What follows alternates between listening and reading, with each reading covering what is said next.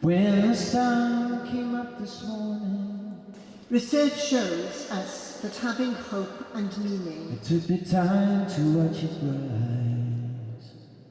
makes us less anxious and less depressed. And as its beauty swept the darkness from the sky, Everybody is such talented people. I thought how small and unimportant all my troubles seemed to be.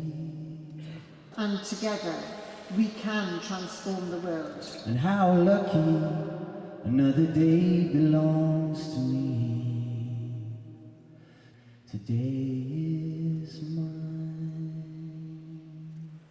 This is Bernie Hollywood, now safely in Antigua after 109 days rowing solo across the Atlantic. The arrival of Bernie Hollywood, city of Liverpool, has just arrived into Antigua. I'd like to introduce you to my really great cool mate here.